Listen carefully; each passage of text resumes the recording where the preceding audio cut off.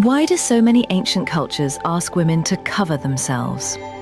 Why does Sanatan Dharma, the eternal way, guide women to wear modest, unrevealing clothing?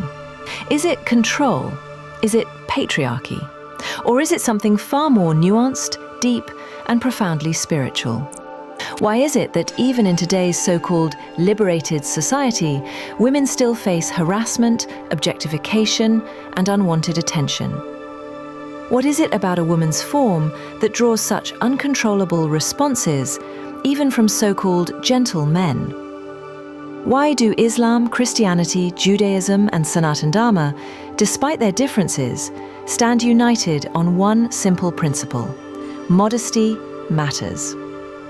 Is this tradition outdated? Or have we perhaps forgotten the wisdom that once kept societies whole? Today we'll dive into the sacred logic of modesty, explore the unseen layers of human psychology, and uncover the divine reason why covering the body, both male and female, is not suppression, but liberation.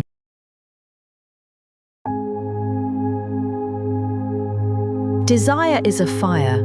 It begins as a flicker in the eyes, becomes a spark in the mind, and if unchecked, turns into an inferno in the heart. In the Bhagavad Gita, Shri Krishna warns Arjuna, when a man dwells on the objects of the senses, attachment to them arises. From attachment, desire is born, and from desire, anger is born. This is not philosophy. This is psychology. Ancient sages weren't moralists, they were realists. They understood that human beings have a dual nature, a higher self, calm, noble, spiritual, and a lower self, driven by instinct, ego, and temptation. Modest dressing was never about shame, it was about acknowledging the truth. The eyes are gateways, and what enters through them can alter the destiny of the soul.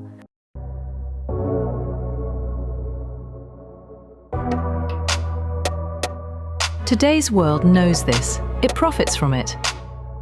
The media, fashion, and entertainment industries are built on one fact: men's attention is currency, and women's bodies have become the bait. Billboards don't inspire, they inflame. Reels don't elevate, they titillate. And then we wonder, why are men so distracted? Women so objectified? Why is sacred attraction turning into sick addiction?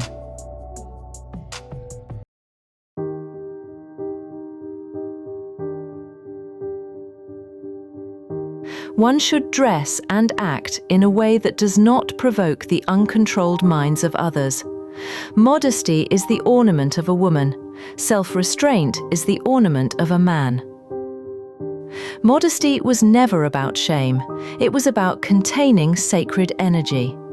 In Sanatan Dharma, a woman is not just a body. She is Shakti, and Shakti must be respected, not consumed. In ancient Bharat, a woman in a sari wasn't oppressed, she was regal.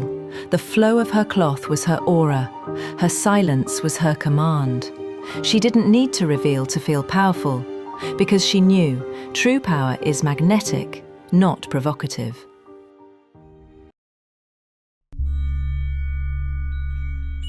Have you ever seen a goddess with cleavage? Have you ever seen Lakshmi in revealing outfits?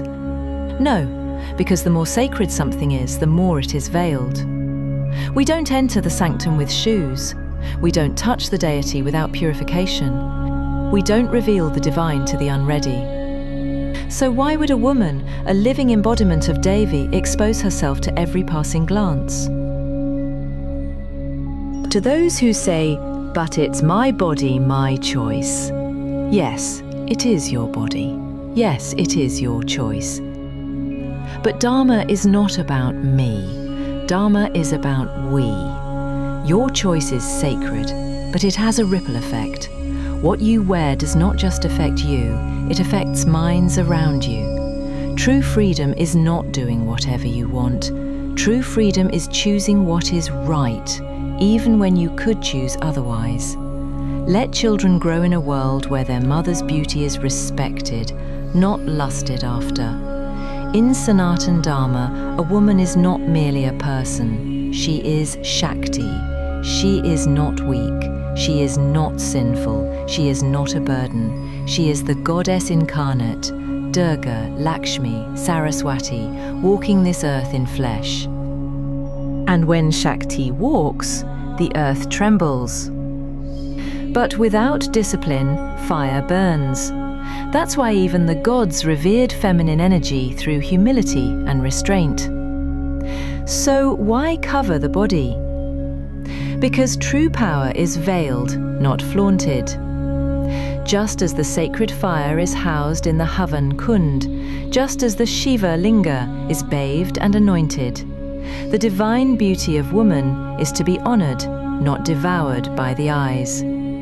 Revealing clothing is not sin, but it becomes a distraction in a world already overstimulated and spiritually weak. And yes, Sanatan Dharma honours free will. That's why karma exists. You are the architect of your actions. But freedom without dharma is like fire in a dry forest. Beautiful until it destroys everything. The Manusmriti 356 teaches, where women are honoured, divinity blossoms. Where they are dishonoured, all actions remain fruitless. Modest clothing was a tool not to imprison, but to protect that honour from the gaze of those who haven't yet mastered their own lower nature.